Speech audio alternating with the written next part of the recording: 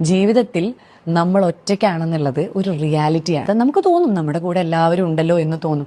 പക്ഷേ you have to realise നമ്മുടെ ആരോഗ്യവും നമ്മുടെ പണവും നമ്മളെ കൊണ്ടുള്ള ആവശ്യങ്ങളും കഴിഞ്ഞ് നമ്മൾ ജീവിക്കേണ്ട ഒരു കാലഘട്ടം. ആ കാലഘട്ടത്തിലേക്കാണ് നമ്മളെ പ്രിപ്പയർ ചെയ്യേണ്ടത്. കാരണം ഇന്ന് ഞാൻ പറഞ്ഞാൽ എൻ്റെ മകൻ കേൾക്കും. ബിക്കോസ് അമ്മ ഈസ് പ്രൊവൈഡിങ് ഫോർ ഹിം. അല്ലെ, ഇന്ന് ഞാൻ പറഞ്ഞാൽ എൻ്റെ പേരൻസോ എൻ്റെ ബ്രദറോ കേൾക്കും. Because I have A stand in the society. അല്ലേ? പക്ഷേ നാളെ ഞാൻ ചിലപ്പോൾ കിടക്കയിൽ കിടന്ന് യൂറിൻ പാസ് ചെയ്യുന്ന ഒരു അവസ്ഥയിലേക്ക് ഗുരുവായൂരപ്പൻ എത്തിക്കാണ്ടിരിക്കട്ടെ. പക്ഷെ ഒരു സിറ്റുവേഷനിൽ നമ്മൾ എത്തിയാൽ നമ്മുടെ എന്ത് വാക്കിനാണ് പ്രാധാന്യം?